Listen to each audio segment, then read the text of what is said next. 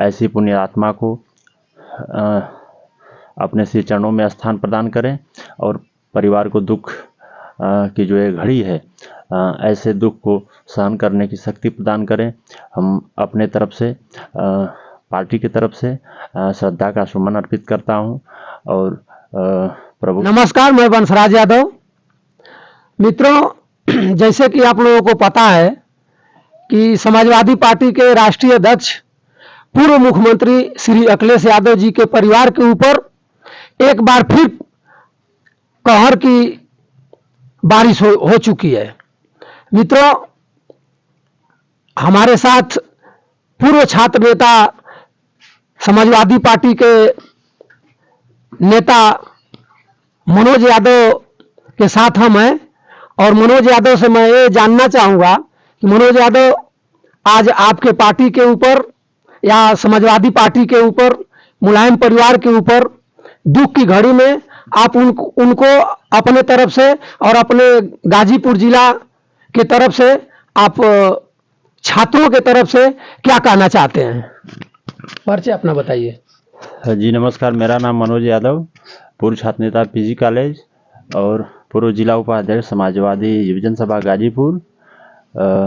मैं आपका बहुत बहुत धन्यवाद देना चाहूँगा और आपके सभी दर्शकों का विशेष आभार प्रकट करना चाहूँगा।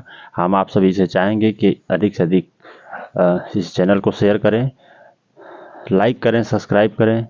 जैसा कि आपने बताया कि हम सबके पारिवारिक जो राष्ट्रीय अध्यक्ष जी के परिवार में जो दुख की घड़ी आई है, निश्चित रूप से समाजवादी पार्टी के लिए यह एक अपूर्णीय क्षति है।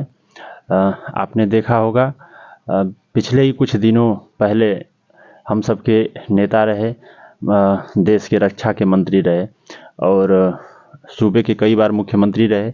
जब माननीय नेताजी का आगमन होता था किसी भी प्रदेश में, तो लोगों को वहां बैठने के लिए जगह नहीं मिलती थी।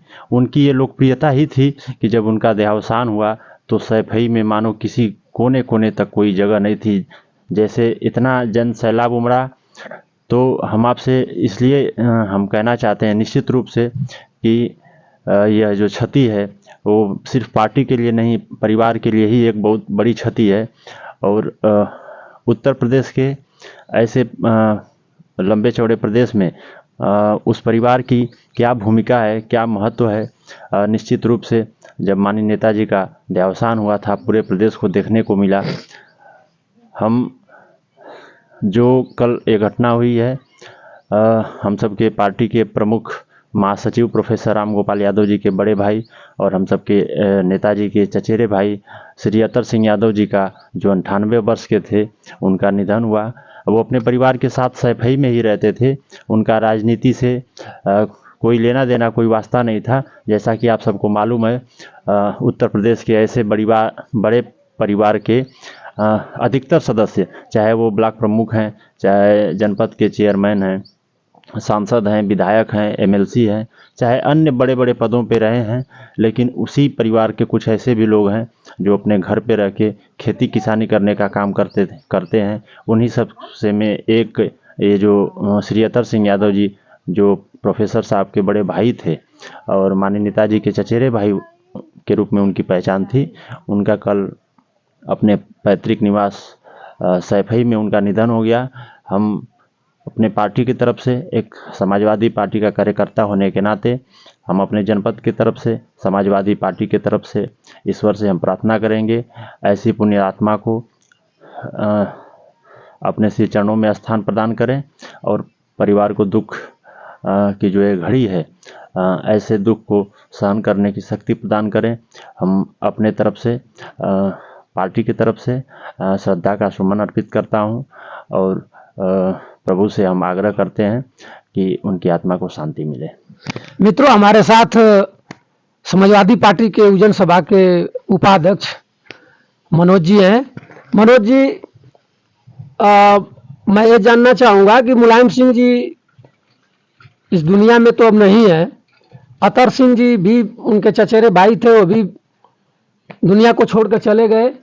मनोज जी, अगर आपको मौका मिलेगा तो सैफई जाने की तैयारी करिएगा या नहीं करिएगा? निश्चित रूप से आज तक के हमारे राजनीतिक करियर में हमको कई बार मौका भी मिला है। हमारे एक साथी हैं जिला पंचायत के पूर्व सदस्य धर्मेंद्र यादव जी, जो रेवतीपुर के रहने वाले, उनके साथ हम लोग सैफई गए थे, इटावा गए थे, जसवंत नगर गए थे।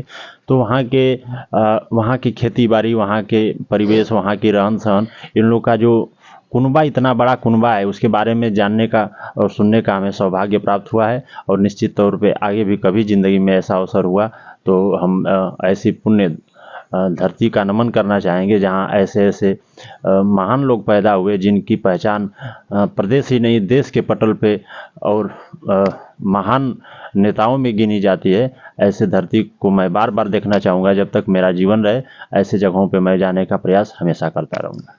मित्रों, सैफई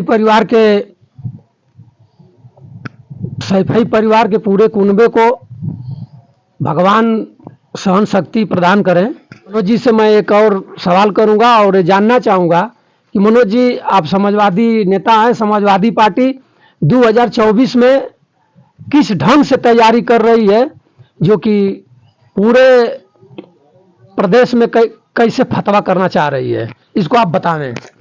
देखिए, निश्चित तौर पे जो समाजवादी पार्टी है उत्तर प्रदेश में, हम लोग के जो सपा सुप्रीमो हैं, प्रदेश के मुख्यमंत्री रहे हैं, हमारे नेताजी मुख्यमंत्री रहे। आज जो प्रदेश के हालात हैं, जो स्थितियां बनी है, कहीं ना कहीं पिछड़े दलित अल्पसंख्यक का हक मारा जा रहा है। विकास कार्य जो अवरुद्ध पड़ा है, विकास की जो गाड़ी है पटरी से उतर चुकी है, चारों तरफ हाहाकार मचा हुआ है। तो मैं ऐसे हालात में मैं आपको कहना चाहता हूं, निश्चित रूप से उत्तर प्रदेश की हताश और निराश जनता केवल अखिलेश यादव जी की तरफ देख रही है।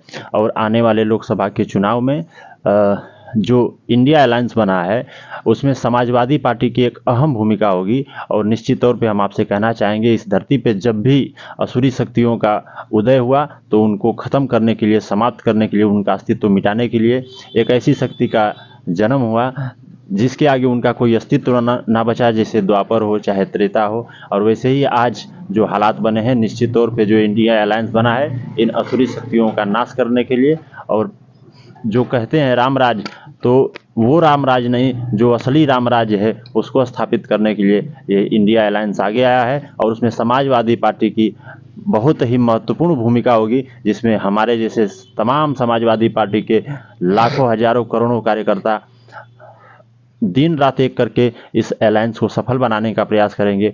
और पुनः एक बार उत्तर प्रदेश में श्री अखिलेश यादव जी का और इंडिया अलायंस का झंडा फहराने का काम करेंगे।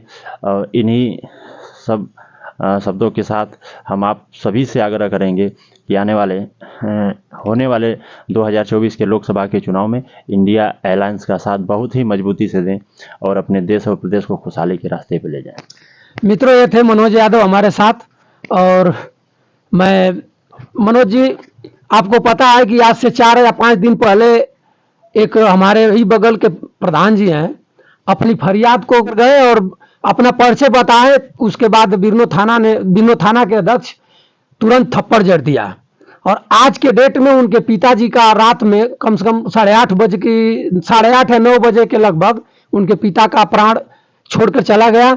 और इसको किस अंदाज से आप देख रहे हैं? देखिए, कहा जाता है कि लोकतंत्र में जब इंसान का अधिकार छीना जाए, लोकतंत्र में जब एक आदमी को बोलने का अधिकार खत्म करने की कोशिश किया जाए, तो आप समझिए कि कहीं ना कहीं आपका देश और आपका प्रदेश एक विकट परिस्थिति में, विकट स्थिति में जाने की स्थिति में है।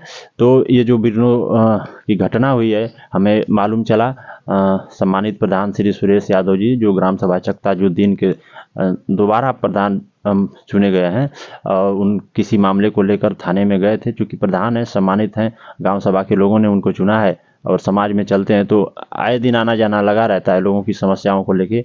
तो यहाँ तत्कालीन जो थाना अध्यक्ष हैं, कोई वो मिश्रा उसरा जी हैं, उन्होंने सम्मानित प्रधान जी के साथ जो अभद्रता किया है, इसकी हम निंदा करते हैं। और कहीं ना कहीं निश्चित रूप से समाज और लोकतंत्र के ऊपर एक कलंक है कि एक संवैधानिक पद पे बैठा हुआ अधिकारी, लोकतंत्र के जो मालिक हैं, जिन्होंने जनता को अपना मुख्यमंत्री बनाया, अपना मालिक बनाया, जनता ने उनको प्रधान बनाया, और वो किसी की समस्या को लेकर आपके सामने जाते हैं तो अपने पद की गरिमा को ध्यान में ना रखते हुए वर्दी को कलंकित करते हुए आप उनको गाली देते हैं, माँ बहन की भद्दी भद्दी गाली देते हैं, अपमानित करते हैं, थप्पड़ मारते हैं, ऐसे अधिकारियों कर्मचारियों की मैं निंदा करता हूं।